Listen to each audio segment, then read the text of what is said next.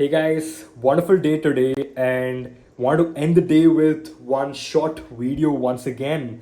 Albeit I never got the chance to read some of the con call reports I had assigned myself today.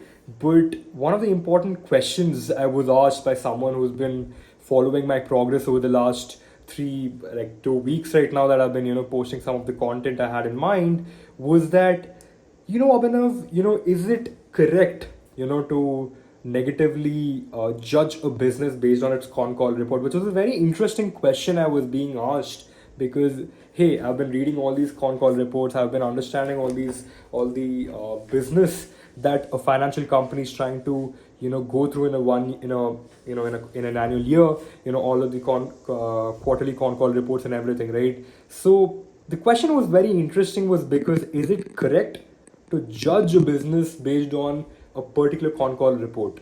And my answer to that is absolutely yes. You know why? Because the three things that I gauged when I noticed a con call report being published by a company that has presented its earnings and its all its results in that particular quarter.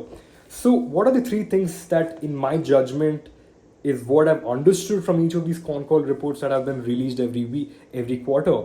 The first is that every company releases the guidance in the beginning of the year. They release the guidance saying, okay, fine, these are the results that we are trying to achieve by the end of the year. Do we get to achieve that? If we don't, what are the contingency options if we are not able to achieve that? So that's the number one thing that you would have to understand each time a company is releasing a con call report. They're essentially signaling the guidance that they want to share or they have achieved so far in the ones that they've declared at the beginning of the year, the goals and the indicators that they really wanted to achieve in the beginning of the year. Have they been able to do that or not? So that's the first thing. That's one of the most important things that you must understand when each company what it's trying to signal when each and every time it's trying to release a con call report. The second thing is I just, as I mentioned, quite coincidentally in the same spirit of the first point, is that are they being able to follow the guidance? Are they being able to focus on the guidance? Are they able to achieve that guidance? And how they've been able to achieve that guidance? If there are global headwinds happening around the world, what are the contingency options? What are the kind of what are the changes in how they've been able to adapt their business to able to achieve the guidance that they've set out to achieve in the beginning of the year? Have they been able to adapt to the global tailwinds? Have they been able to adapt to the situations that are not predictable to the business in itself?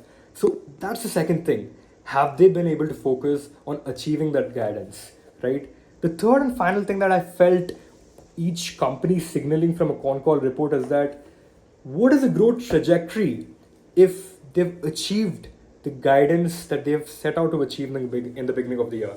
If they've achieved it, what next? Are they being able to have more growth spirited policies next? Are they being able to focus on, or are they getting complacent? It's very possible that a lot of businesses start out with very good intentions, but they get complacent over the year because they're not able to challenge themselves constantly in the spirit of the growth that they've achieved to get that far themselves, right? Are they being able to have more growth policies in the pipeline, to match the trajectory that they've been able to achieve so far? If I'll just take a small example, they just want to, every company or every individual for that matter, they need to make sure that the momentum that they've set out to achieve, for whatever progress they're trying to build on, are they being able to build on that momentum of the progress they've achieved so far?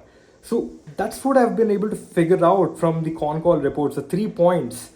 If a business being is able to achieve its guidance, and if they've not been able to achieve its guidance, what are the contingency options if they've been able to adapt? And the third thing is, if they've been able to achieve the guidance, what next? That's it for today. Until next time.